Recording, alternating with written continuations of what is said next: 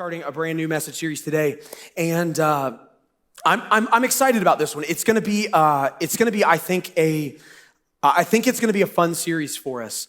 Over the next 5 weeks, we are going to be taking a look at 5 different stories of incredible women in the Bible, and I think this is going to be fun because the reality is the Bible's full of stories about guys.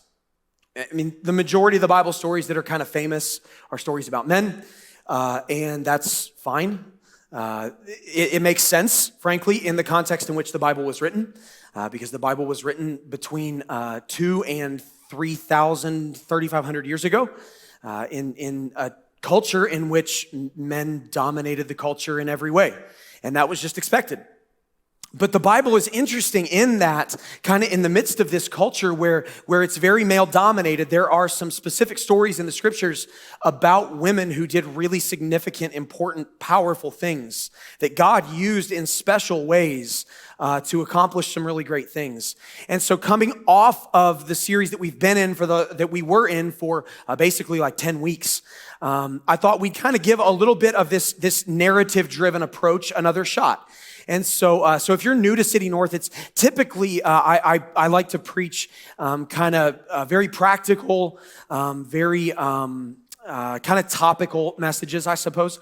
But we tried something for the last 10 or so weeks where we walked through some stuff narratively in the Bible, and people seem to really enjoy that. So we're going to give it a little bit more of a shot with 5 stories over the next 5 weeks about women who made a significant difference in what God was doing in the world. And again, I can't overstate enough as we kick this series off. One of the things that is very special about the scriptures, that if you don't understand the cultural significance of this, it's easy to miss, is that there's not a lot of stories from antiquity about women who do powerful, incredible things. There's just not a lot. But the Bible has a bunch of them. And the Bible, in the midst of a Hebrew culture and then a Roman culture that just didn't see a lot of value in women, the Bible speaks a lot of value into the role that women have and what God is doing in the world. From women like Sarah or Miriam to Rahab to Deborah, Esther and Ruth, to Mary, to then the other Mary and Martha, to lesser known individuals like Phoebe and Priscilla. The Bible's just full of stories of women who did incredible things. And so we are going to take a look at 5 of their stories over the next few weeks. I'm going to be doing a few of the weeks. I'm still trying to work out maybe a guest speaker. And then actually on Mother's Day, Rachel Sommerfeld, who leads City North Kids, is going to be preaching. If you were around last year at all, Rachel preached twice last year and did an absolutely incredible job. She's a fantastic communicator. And so it's going to be cool for you guys to be able to hear her if you haven't had a chance to do that before. Also, I kind of figured if I'm preaching 5 weeks on women in the Bible, that just seems kind of dumb. So should probably have somebody that's not a guy at least speak one of those weeks. I knew somebody was going to be pumped about that. All right, so as we kick this series off, I kind of thought what better place to start than right before the series we just ended. So over the last 10 weeks, we looked at a man named David, and we looked at David's predecessor, a man named Saul.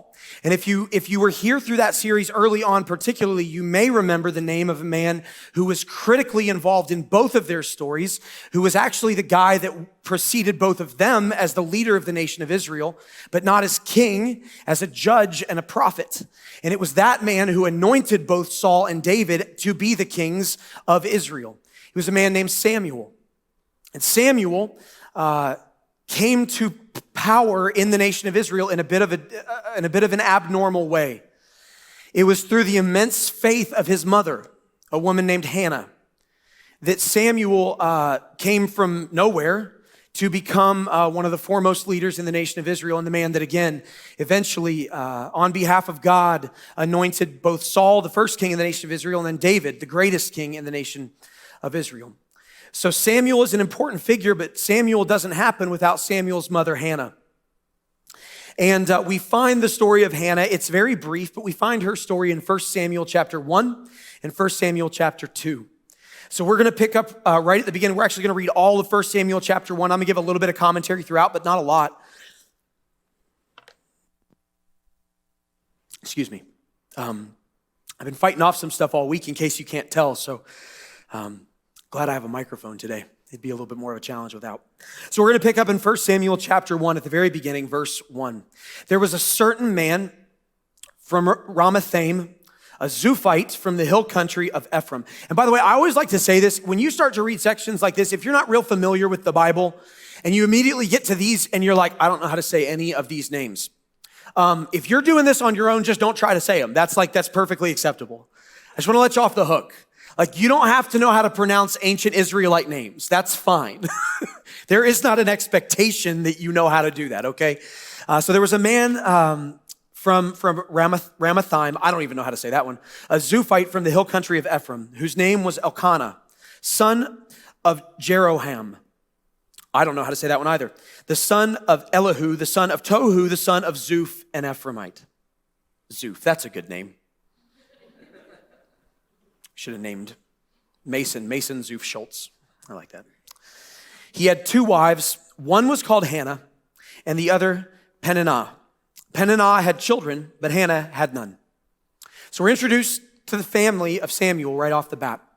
And we find a problem in Samuel's family, which is that, and again, you got to get past some of the cultural customs that aren't the case now, right? There's two wives. Yes, I understand that. Yes, that's weird now. No, then it was not. But Samuel's mother is married to Elkanah. Elkanah has two wives. And at the time, Samuel's mother, Hannah, has no children. But Peninnah does. And as we'll find out in a minute, this is a big deal. But it's a big deal this is a big deal culturally. Because in ancient Israelite culture, your status as a woman in the world was completely tied to the number of sons that you had and the man that you were married to. It was a completely patriarchal culture. It's just the way it was. And your worth was tied to who you were married to and then subsequently how many sons you had to carry on the family name. And so Hannah not being able to have kids was a big deal. This would have been a big, big problem for her. In fact, it's not overblowing it to say that this would have been seen as a failure on her part as a woman. It would have been a failure on her part as a woman, but a failure that she wouldn't have had much control over. And so Hannah, as we're introduced to her in this story, again, this is easily lost in translation and culture. But for Hannah, she would have assumed an identity as a failure of a human. Her job as a wife was to bear sons for her husband, and she couldn't do it. Now, as the story progresses, what I want you to do is watch how Hannah's faith is much bigger than the failure that she would have identified with. So the story continues. Year after year, this man, meaning Elkanah, went up from his town to worship and to sacrifice to the Lord Almighty at Shiloh, where Hophni and Phinehas, the two sons of Eli, were priests of the Lord. So Eli was the high priest over Israel. Hophni and Phinehas are his sons. Whenever the day came for Elkanah to sacrifice, he would give portions of the meat to his wife Peninnah and to all of her sons and daughters. But to Hannah, he gave a double portion because he loved her and because the Lord had closed her womb.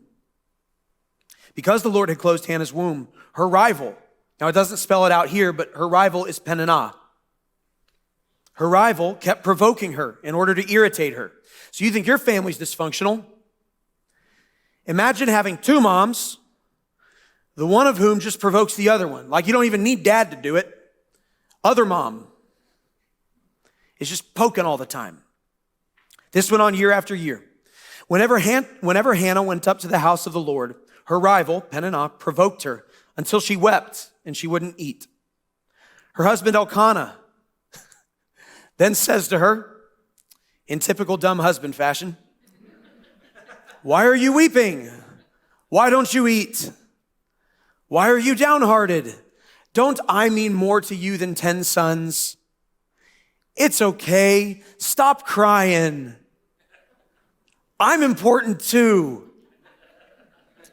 Ladies, this is just dumb. This is just, I say dumb stuff. Now, most of the time I say dumb stuff fairly on purpose because I'm an agitator. And I really like to poke. I like to poke the bear. I do. If poking the bear were a spiritual gift, it would be my spiritual gift. It is not, and so it's a character flaw. But I do, and I can't stop I'm more used to being in trouble than not. It's like my safety blanket. So, but like I even know this is real dumb. This is real dumb. So I mean, I don't know what the marriage dynamics were like, but I gotta feel like Elkanah was kind of like the bumbling idiot husband, because this is bumbling idiot territory for sure. So they're sacrificing to the Lord. He knows that Hannah's upset, and so he gives Hannah extra portions, and then he sticks his whole leg and his hip in his mouth, and then he goes on. The story goes on. Once when they had finished eating and drinking in Shiloh, Hannah stood up. Now Eli the priest was sitting on his chair by the doorpost of the Lord's house, which was the temple. In her deep anguish, Hannah prayed to the Lord, weeping bitterly. And she made a vow, saying, Lord Almighty, if you will only look on your servant's misery and remember me, and not forget your servant, but if you'll give her a son, then I will give him to the Lord for all the days of his life, and no razor will ever be used on his head. Now for context, this was, again, this kind of gets lost in translation, but this is Hannah committing her son into like a priestly role. That's what the no razor will ever touch his head thing is about. So as she kept on praying to the Lord, Eli's watching. Eli the high priest, and he observes her mouth, and Hannah was praying in her heart and her lips were moving. So she's talking, out loud, but under her breath to herself, which was not the way people prayed. Eli thought she was drunk. And so Eli says to her, how long are you going to stay drunk? Put away your wine. Yep. Come on, another dumb one. What is it? Yeah, well. So again, like picture it in your mind, right? You've got Hannah who is completely heartbroken over her lack of ability to have a son. This is failure as a human. This is failure as a woman in this culture. She's heartbroken. She wants a son. She's praying. She is pleading with the Lord. Please remember me. I'm your servant. And if you'll just give me a son, I will give him back to you, and he'll serve you all the days of his life. Eli looks at her and says, come on, what are we drinking for already? You put the wine down yet? And in this moment, again, think about the position that Hannah is probably in. Now, for some of you, you're strong personalities. Some of you ladies are like, who's going to talk to me like that? And you're like, I'm coming out fighting. Some of the rest of you are like, I'm not going to say anything, right? Well, Hannah has an option. Now, culturally, it wouldn't have been normal. It wouldn't have been normative. It would not have been seen as a proper thing for a woman to speak up in defense of herself in this situation. But Hannah doesn't care. Hannah clearly sees this as an opportunity. And so she looks at Eli and she says, no, not so, my Lord. I am a woman who is deeply troubled. I've not been drinking wine or beer. I was pouring out my soul to the Lord. Do not take your servant for a wicked woman. I have been praying here out of my great anguish and grief. Hannah's faith was strong enough to pray in the midst of her anguish and grief, and not to sugarcoat, but to be fully real before the Lord. And that's a critical piece of this story. See, sometimes what we do with God, I think, is we think that we need to like temper our prayers. We need to make them proper, make them holy. Dear Lord, I'm very sad that I cannot have a son. Will you please hear me? But it's okay.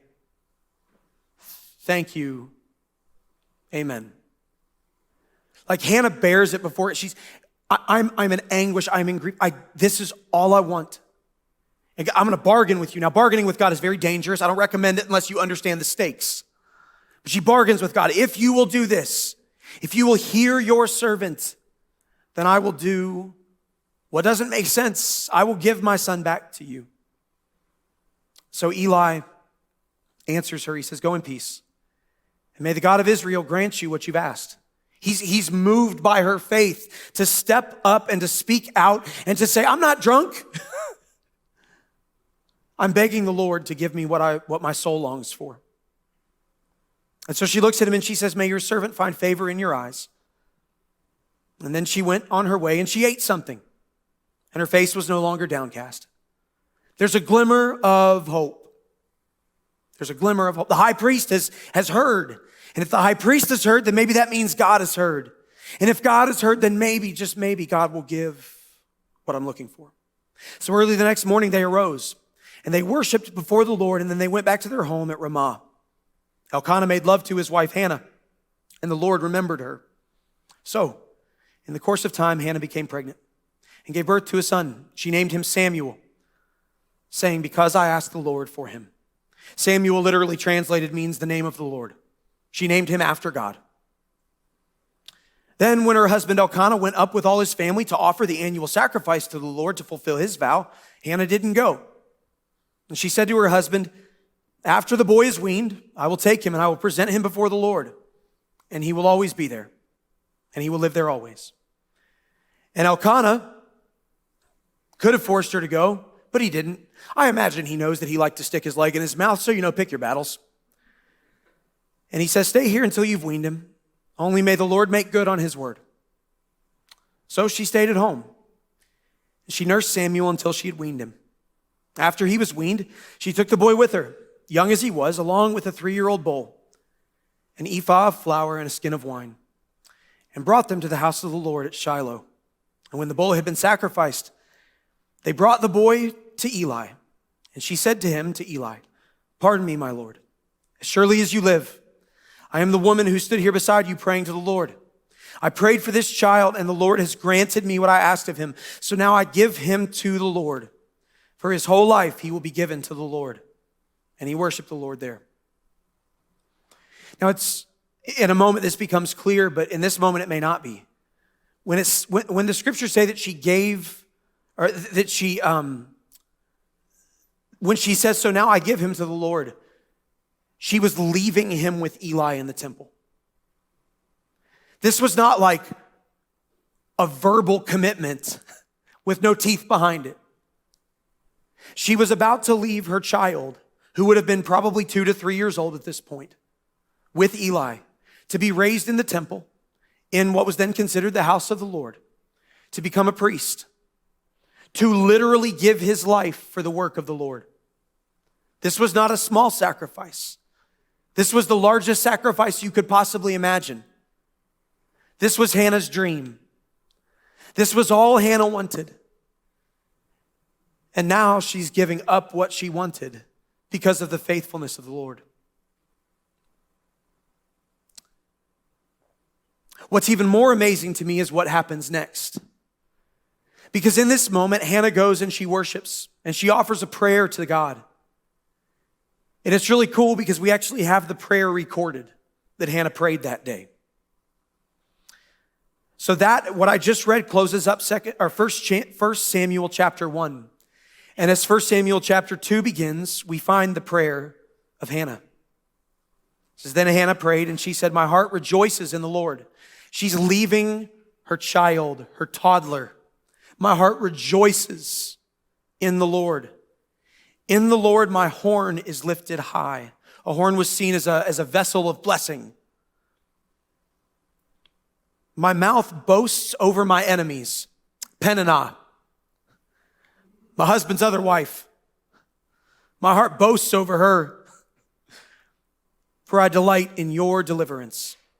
There is no one holy like the Lord. There is no one beside you. There is no rock like our God. Do not keep talking so proudly or let your mouth speak arrogance.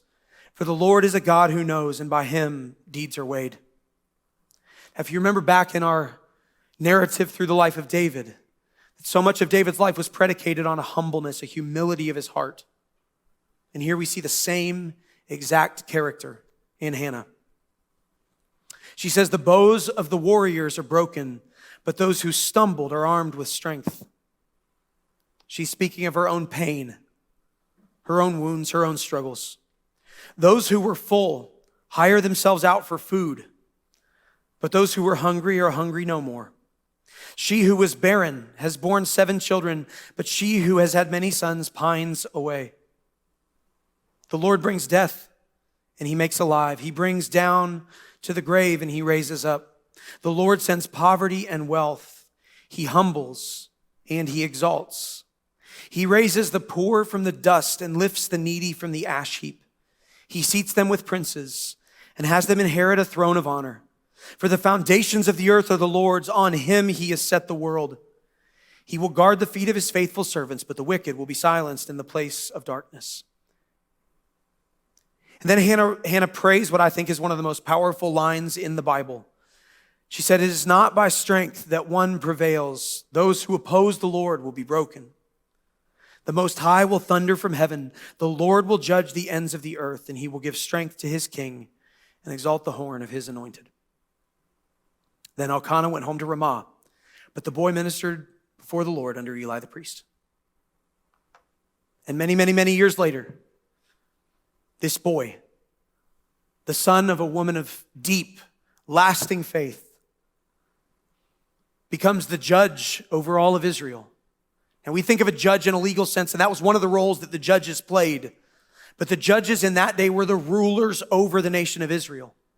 This young boy, the son of nobody from nowhere, who simply had a mother of faith that was extraordinary, who had a mother that in the midst of her failure didn't allow her failure to define her, but instead chose to have faith in a God who she knew was bigger than the failure she experienced, who she knew had the power to make her barren, who she knew that God is the source of all blessing, that God is the source of all great gifts. She knew that her God was the one who could have changed all of it, but had chosen her for this path. And rather than blame and rather than become angry and become bitter at the Lord for what he didn't do, she simply continued to trust that he could do what he had not yet. And she believed when she couldn't see. And it was that faith that paved the way for Samuel to become a man that here we are 3,000 years later talking about him. Now, Eli's sons, as we continue the narrative, and that's where we're going to end for today, but as the narrative continues, we find out that Eli's two sons, Hophni and Phinehas, are evil. They're wicked. They're bad. They do what people do. They wield their power to their own advantage. They wield their position for personal gain.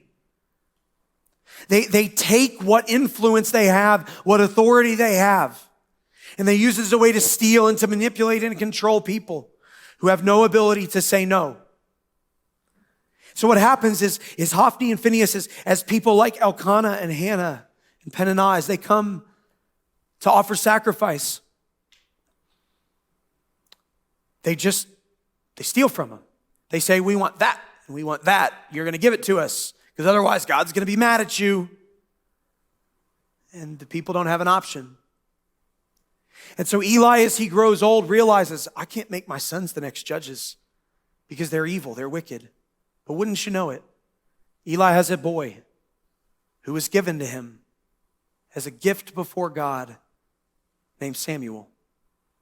And so Samuel's rise to power in Israel, his rise to become a judge, to become the great prophet that God uses to establish the line of David, which eventually becomes Jesus, all rises out of the faith of a barren woman who had no business having a son at all, but through her faith changes the course of human history. Now here's the thing, when I read this story, if I can be real blunt, why did God use Hannah? Well, I think it's because he couldn't use Elkanah. Because that guy wasn't about to do anything important. I mean, he just wasn't. I don't know what else to say other than that. God wasn't going to be able to talk to Elkanah and be like, "Hey, come on, get it together, man." Elkanah clearly doesn't have control over his house. I mean, look at the situation between his two wives. I mean, first of all, that's a tough situation anyway, right? But then you got Peninnah, who's just like constantly making fun of Hannah, and Elkanah loves Hannah, and we read that like Hannah's his favorite, but he won't stand up to Peninnah. So what's God going to do with Elkanah? Nothing. So God chooses Hannah. Why? Because Hannah was strong where Elkanah was not. And there's a theme with some of these stories in the Bible.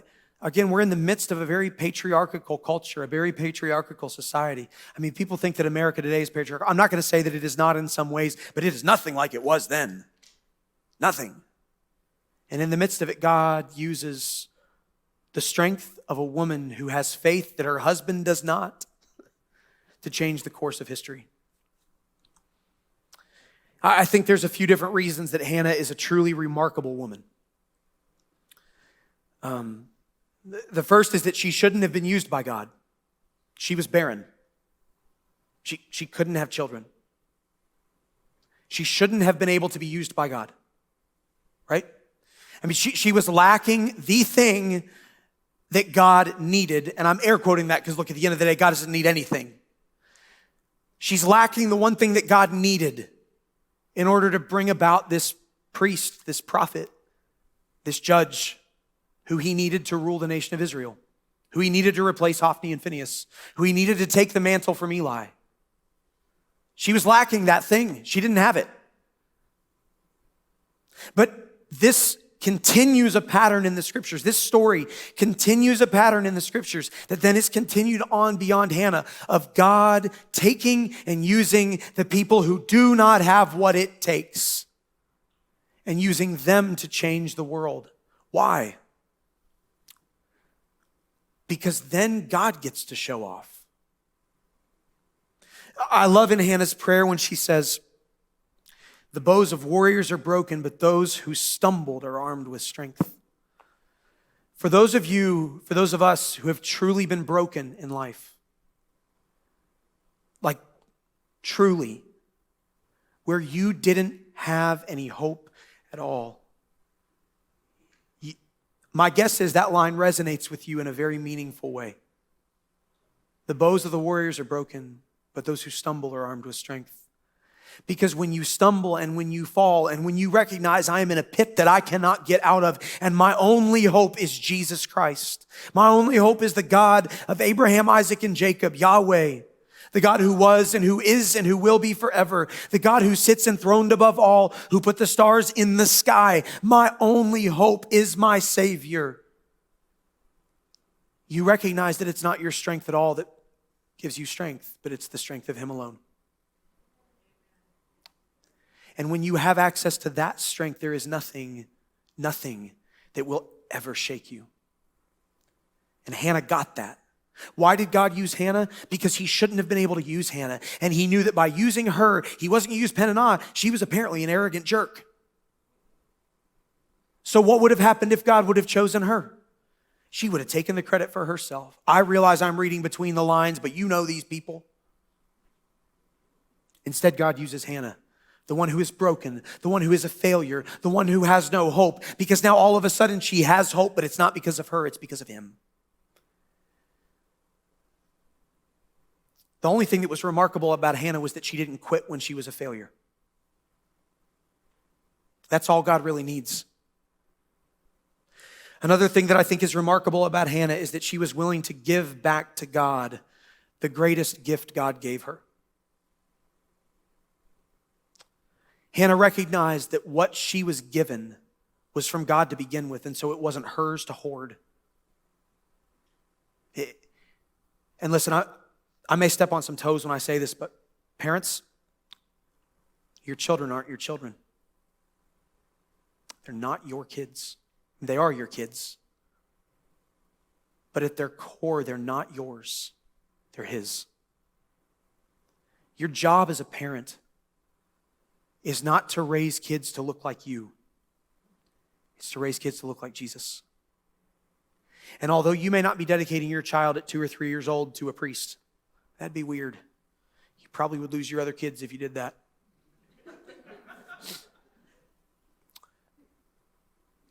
You are giving them back to the Lord. Like you're raising them to be adults who know and who fear the Lord, who know and who serve the Lord, who walk with Him daily. And one day they're going to leave the umbrella of your house. And no matter how hard you may try, you won't be able to keep your umbrella over them forever. And if they don't know how to walk with the Lord on their own, they will stumble and they will fall. They are His. And if you don't keep that at the forefront of your mind, it's so easy to grab them and try to control everything and make everything work out for their good. But what you're doing is you're crippling them spiritually. So you must be cautious and be careful to remember they are a gift from the Lord that he is asking, well, not asking for, that you have to give back at some point. They're his. And Hannah understood that in a way that is honestly shocking. Now, what we find out later is that because of Hannah's faithfulness, God blessed her with many more sons and daughters. And so God took her faithfulness and he multiplied it, and he blessed her immeasurably because of it. And after 1 Samuel chapter 2, Hannah disappears from history. But I can't help but think that as she grew in age, she sat back and she watched her son, her baby boy, who she so desperately, I'm sure, like she's a mother. She didn't want to give him to God, but she did it because she trusted the Lord. And I just have to imagine that Hannah sat back and watched as Samuel grew in authority, in power within the nation of Israel. As he became the most powerful man in the nation of Israel, and he didn't lord it over people. He didn't wield that power to be used to his own advantage, but he remained pure and he remained blameless before God. And he became a great judge of the nation of Israel. I can't help but think that Hannah must have sat back and just been in awe of what God did because of the sacrifice that she made. Hannah was remarkable because she shouldn't have been used by God. She was remarkable because she was willing to give back to God the greatest gift God gave her. And most importantly, I think she was remarkable because she didn't allow the pain of her reality to get in the way of the power of her God. She did not allow the pain of what was right in front of her to get in the way of what she knew of the power of God. She was barren. She was harassed by Peninnah. She was in a context, in a situation constantly throughout her life that would have just been pain, wounds, scars, ugliness. And yet she didn't waver from her faith that despite it all, God was bigger than it all. And that God could redeem anything. It is so easy in life to be overcome and to be overwhelmed by what is right in front of us. And maybe there's a lot that's right in front of you right now. I do not want to minimize the pain that we feel at times, the struggle that we have. I do not want to minimize the legitimacy of feeling pain and wounds. Again, when you read this story and when you read it with pain in mind, you see Hannah was very wounded. Hannah was very broken. It was not that Hannah didn't feel those things, but Hannah did not allow how she felt to get in the way of what she knew to be true, which is that God was bigger. God was more powerful, and God could do anything he wanted. He was not limited by what limited her. And so perhaps today you're in a position where there's just a lot happening. Maybe there's a lot of pain. Maybe there's a lot of stuff going on in your life, and you don't know how you're going to get through it because it seems like there's no hope in the midst of it. The story of Hannah, the story of so many men and women throughout the scriptures, are stories of, yes, of pain and of triumph and of victory. But they often start just like this. They start as stories of pain and of anguish, of broken hearts, of broken dreams, of wounds that we can't imagine what it even looks like to be healed from. That we can't even imagine what it looks like to move beyond. And yet the question within those things is not how will I get through? The question is, do I believe? Do I believe? Do I believe in my soul? In the depth of who I am, do I believe that even in the midst of this, God is bigger, God is more powerful, God is stronger, and he can do what I cannot see?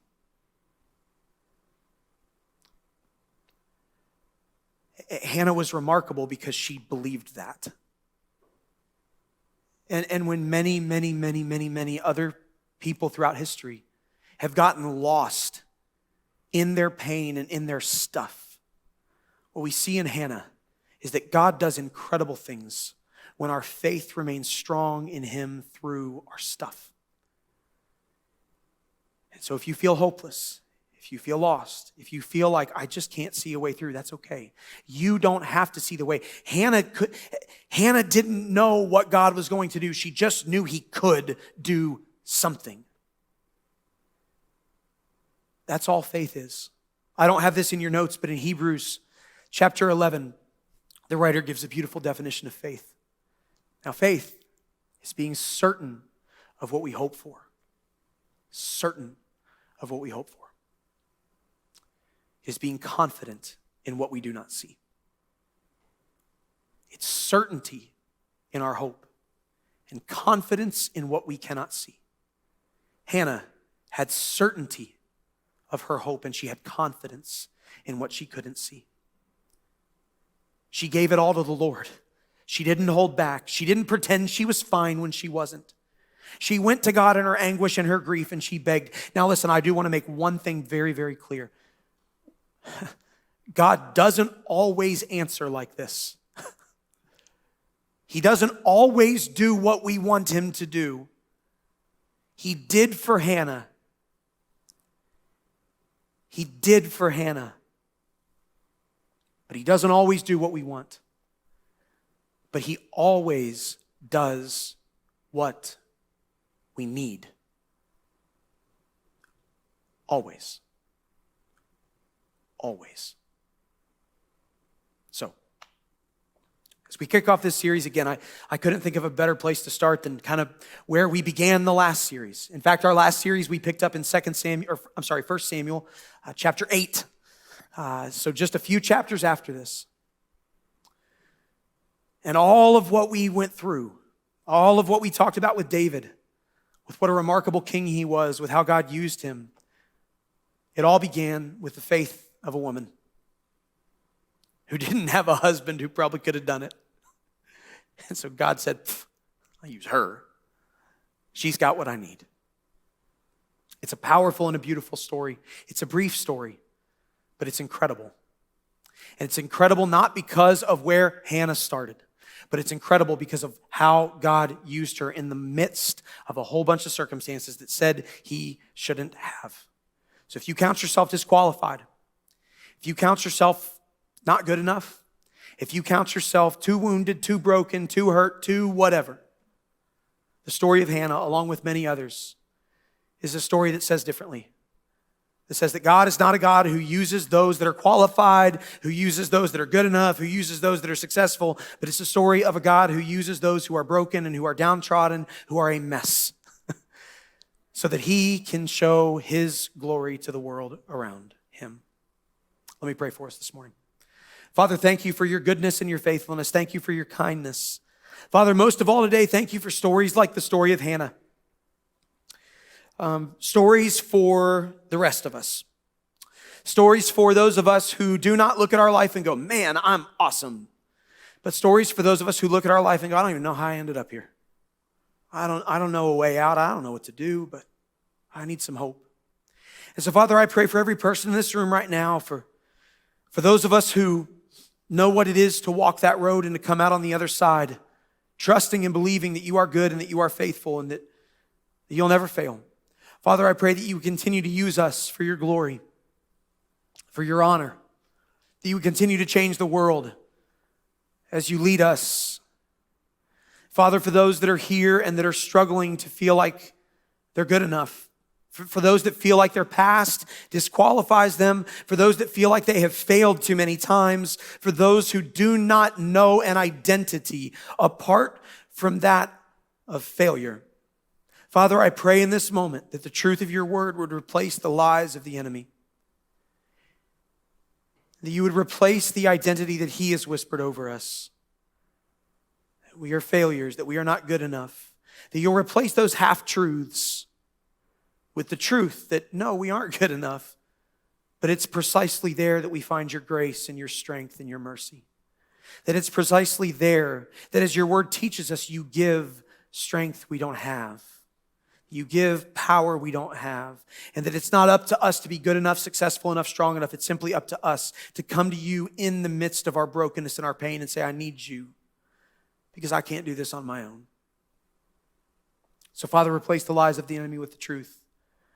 that it's not our strength that makes us valuable to you, that determines our worth, but it's actually our brokenness and our humility. Fill us with your strength and help us to begin to see how you can use broken lives full of ash to bring the most beautiful life out of. But before we finish up today, I want to give an opportunity. Maybe you're here and maybe you've, maybe you've never made a decision to give your life to God. You know, for Hannah, she, everything that she did was informed by her trust, by her belief that God was big enough, powerful enough, strong enough to do what she couldn't. That was everything to her. And it wasn't her strength, it wasn't her ability to do what needed to be done that enabled her to have joy. It was simply her faith in a God that could do it all. And maybe you're here and maybe you've never made a decision to trust God like that. The Bible teaches that if you believe in your heart that Jesus was raised from the dead, and if you speak with your mouth that he's in control, that God will save you. And there's not any way to God except through his son, Jesus. The Bible teaches that if you believe in Jesus and if you speak with your mouth that he's in control, God will save you and that he'll set you on a new path, a new road. Not a road that's easy all the time, but it's a road where you can begin to learn how to lean on and trust and depend on God in a way that in the end is unshakable. And so if you're here today and you've never made that choice, but you feel something tugging at you going, I've been trying, I've been doing things, but it's not working. I don't know where to turn. I don't know where to go, but I know I need help. I know I need somebody to step in because I can't do this on my own anymore. Then I want to invite you to make the decision to give your life to Jesus. And again, the Bible makes it simple. You believe in your heart that Jesus was raised from the dead and you speak with your mouth that he's in control. That's it. No religious stuff, no church attendance, none of the stuff that churches attach to that sometimes. So if that's you today and you've never made that choice, I want to invite you to make it right now. Maybe for the first time, or maybe you've made that choice before and just kind of walked away from it and you want to come home. If that's you, what's going to happen is we're going to say a simple prayer of faith together. We do this every week. We're going to say this out loud as a church family. I'm going to lead us, and then you guys are just going to repeat with me. And everybody in the room, I'd like for you to join me in this. We're going to say it out loud together. We're not going to call attention to you or make a big deal of it. But if you want to join us in this simple prayer of faith and confession, please do. And God will hear from heaven and he'll save you today. So if that's you today, simply pray with us. Say, Jesus, I believe in you. I believe you died, and I believe you were raised from the dead. I believe you're my only hope. You're the Lord. You're the King. And so today I surrender to you. Lead me and guide me. Help me know which way to go. And give me the strength to serve you every day of my life. It's in the mighty name of Jesus Christ today we pray, amen.